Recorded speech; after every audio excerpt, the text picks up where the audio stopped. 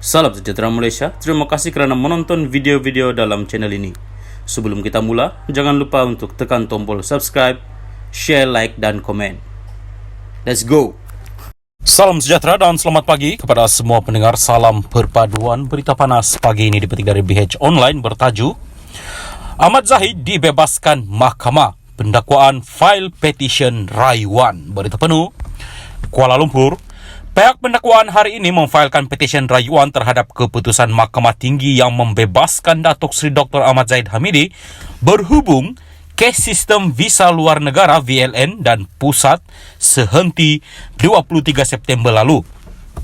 Presiden UMNO itu dibebaskan daripada 40 pertuduhan menerima rasuah daripada sebuah syarikat untuk menyumbang kontrak berkaitan sistem VLN dan pusat sehenti di China.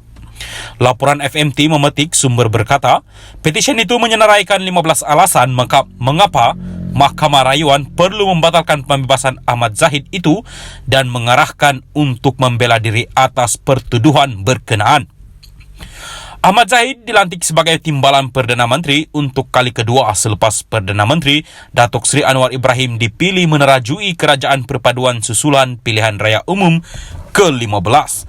Ahli Parlimen Bagan Datuk itu juga dilantik sebagai Menteri Kemajuan Desa dan Wilayah.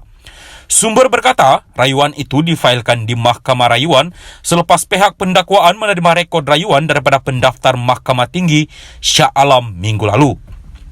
Sebelum ini, Mahkamah Rayuan menetapkan tarikh pengurusan kes pada 10 Januari depan, sementara menunggu rekod berkenaan disiapkan. Pada 23 September lalu, Mahkamah Tinggi melepas dan membebaskan Ahmad Zahid daripada 40 pertuduhan menerima suapan daripada syarikat Ultra Kirana Sendirian Berhad UKSB berhubung kontrak pengendali perkhidmatan One Stop Center OSC di China dan sistem VLN.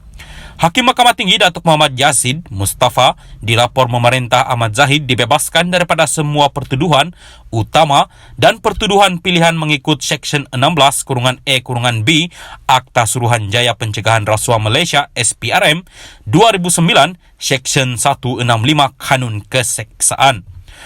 Muhammad Yazid dipetik berkata, selepas mempertimbangkan semua bukti dan keterangan secara keseluruhan, Mahkamah mendapati pihak pendakwaan gagal membuktikan kes prima facie terhadap Ahmad Zahid.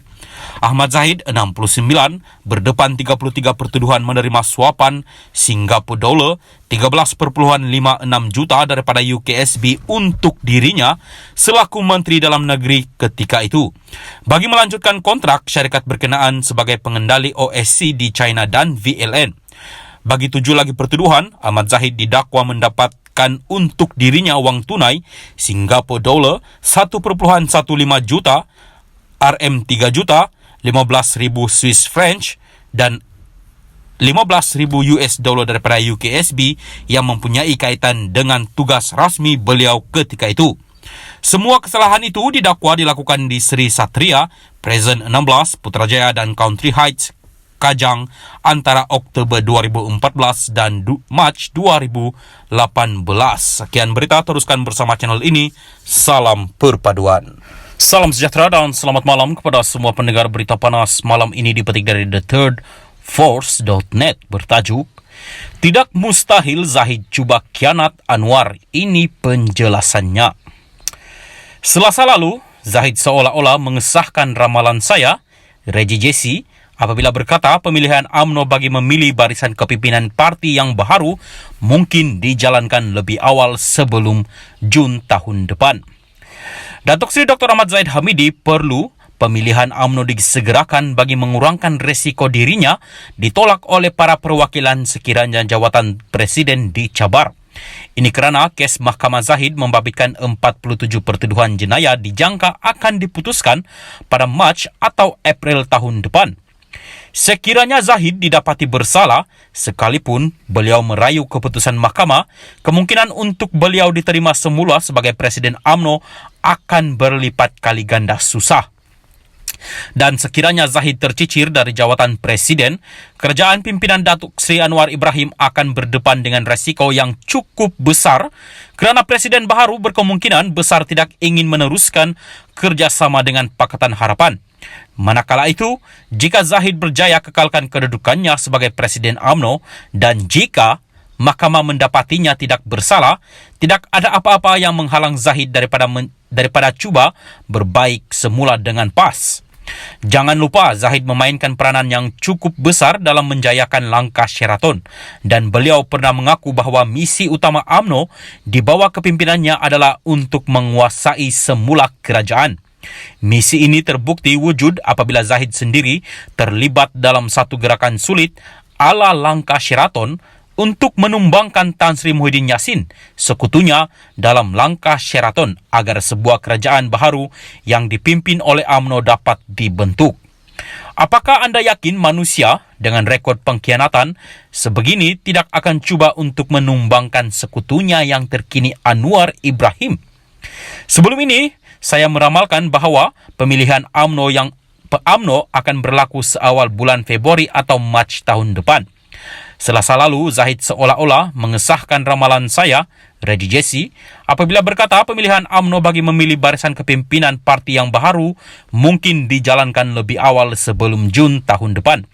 191 bahagian akan adakan persidangan serentak di seluruh negara dan adakan pemilihan kepimpinan bahagian dan pusat. Artinya, tak perlu tunggu cukup tempo 6 bulan untuk pemilihan parti. Mungkin diadakan awal. Kita kena ingat 22 atau 23 Mac sudah Ramadan, Syawal dan bulan haji katanya. Ujar Hadi lagi, perwakilan UMNO akan memutuskan sama ada jawatan presiden dan timbalan presiden perlu dipertandingkan atau tidak pada pemilihan parti ini. Namun, UMNO tidak boleh menghalang secara paksa pertandingan jawatan presiden, melainkan perlembagaan parti dipindah menerusi Perhimpunan Agong UMNO khas bagi menyelitkan klausa yang berkaitan. Sebelum ini, saya, Reddy Jesse, menulis, menurut pasal 9.3 Perlembagaan UMNO, pengurusi tetap, timbalan pengurusi tetap presiden, timbalan presiden yang dipilih, 3 orang naib presiden dan 25 orang ahli majlis tertinggi hendaklah dipilih dalam mesyuarat perwakilan bahagian tiap-tiap 3 tahun sekali. Perlunya pemilihan ini secara automatik bermakna mana-mana ahli UMNO berhak untuk menawarkan diri sebagai calon untuk dipilih dan tidak ada mana-mana pasal atau klausa dalam perlembagaan UMNO yang menafikan hak ini. Sekalipun Majlis Kerja Tertinggi UMNO memutuskan untuk tidak membenarkan jawatan presiden dipertandingkan, parti itu tidak boleh bertindak terhadap mana-mana ahli parti yang melanggar keputusan itu.